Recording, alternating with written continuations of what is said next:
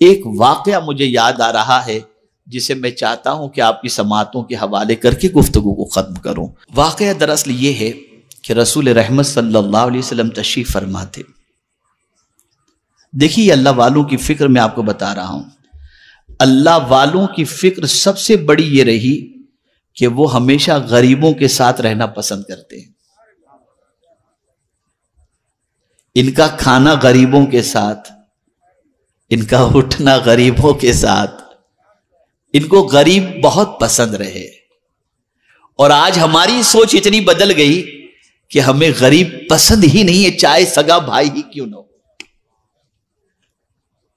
میں تھوڑی سی سوچ درست کر دوں۔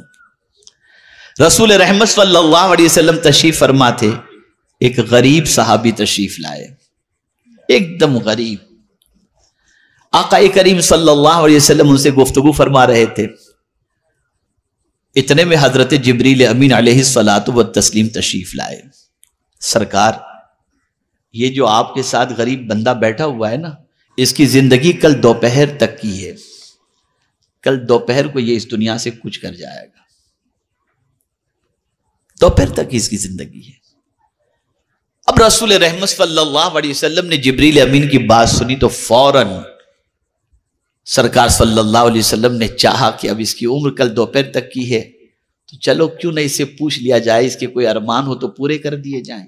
سرکار نے فرمایا، میرے صحابی، میرے غلام، کوئی تیری تمنا ہو تو بتا، کوئی حسرت ہو تو بتا۔ اسے یہ نہیں کہا سرکار نے کہ کل دوپہر تک تیری زندگی ہے، لیکن حضور نے فرمایا تیرے کوئی ارمان ہو تو بتا۔ عرض کرتا ہے حضور دو ارمان ہیں، زندگی میں کبھی میٹھا کھایا ہی نہیں تو مجھے میٹھا نصیب ہو جائے، اور لوگوں کو شادی شدہ دیکھتا ہوں تو دل میں ارمان پیدا ہوتے، کاش میری بھی شادی ہو گئی ہوتی، لیکن میں اتنا غریب ہوں، کوئی لڑکی مجھے دے گا نہیں۔ سرکار نے فرمایا فکر نہ کر۔ صحابہ کو بلایا سرکار نے، کسی سے کہا میٹھے کا انتظام کرو۔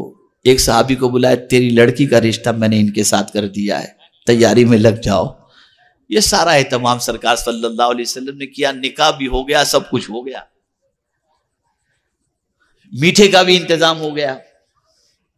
اب دوسرے دن دوپہر کے وقت حضور صلی اللہ علیہ وسلم نے سب گھر کا بھی انتظام کر دیا، سرکار نے، سب کچھ ہو گیا، وہ چلا بھی گیا، شادی بھی ہو گئی، بیوی کے ساتھ آرام سے وہ صحابی ہیں۔ دوپہر کے وقت حضور صلی اللہ علیہ وسلم نے اپنے ایک صحابی سے فرمایا، ذرا جا کے اس گھر میں دیکھ، کوئی آواز تو رونے کی نہیں آ رہی ہے۔ وہ گئے، وہ صحابی ظہر سے لے کر عصر تک ان کے گھر کے قریب چکر لگانے لگے، کوئی آواز نہیں، کوئی رونے دھونے کی آواز نہیں۔ آئے حضور کے پاس، سرکار وہاں تو کوئی رونے دھونے کی آواز تو ہے نہیں، سب بالکل ٹھیک ٹھاک معاملہ ہے۔ تو سرکار نے رب کی بارگاہ میں عرض کیا، میرے مولا، جبریل نے لوح محفوظ پر دیکھ کر کے یہ بات کہی تھی کہ اس کی زندگی کل دوپہر تک کی ہے، لیکن وہ تو ابھی تک جی رہے ہیں، موت ٹلی کیسے؟ موت ٹلی کیسے؟ تو سرکار صلی اللہ علیہ وسلم سے رب نے فرمایا، میرے محبوب، تقدیر میں تو میں نے لکھ ہی دیا تھا کل دوپہر تک، لیکن جب اس کے سامنے میٹھا آیا، اسی وقت میں نے ایک سائل کو دروازے پر بھیجا کہ جا کر کے میرے نام پر اس سے مانگ۔ جب اس سائل نے اس سے مانگا، اللہ کے نام پہ دے، زندگی پر اس نے میٹھا نہیں کھایا تھا، لیکن میرے نام پر جب میٹھا مانگا گیا، اٹھا کر سارا میٹھا اس غریب کو دے دیا۔ تو غریب نے جاتے ہوئے یہ کہا، اللہ تیری جوڑی سلامت رکھے اور ڈھیر سارے تجھے بچے عطا فرمائے، میں نے اس غریب کی دعا کی وجہ سے اس کی موت کو ٹال دیا۔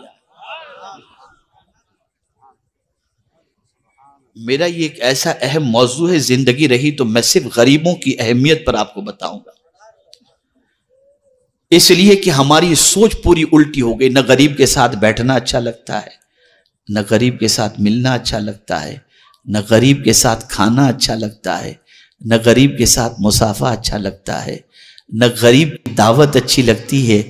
بس یہ ہماری سوچ، اور یہ اتنی بودی سوچ ہے، اتنی بودی سوچ ہے کہ اس بودی سوچ کی بنیاد پر ہم زوال کے شکار ہیں، ہم زوال کے شکار ہیں۔ سوچ بدلو، فکر بدلو۔ انہی کلمات خیر پر میں اپنی گفتگو کو ختم کرتا ہوں اور دعا کرتا ہوں اللہ تعالیٰ سب سے پہلے مجھے توفیق دے، پھر آپ کو توفیق دے، سنی دعوت اسلامی کا ماحول بنائیں، سنی دعوت اسلامی کے قافلے میں جائیں، سنی دعوت اسلامی کے اجتماعات میں شریک ہوں،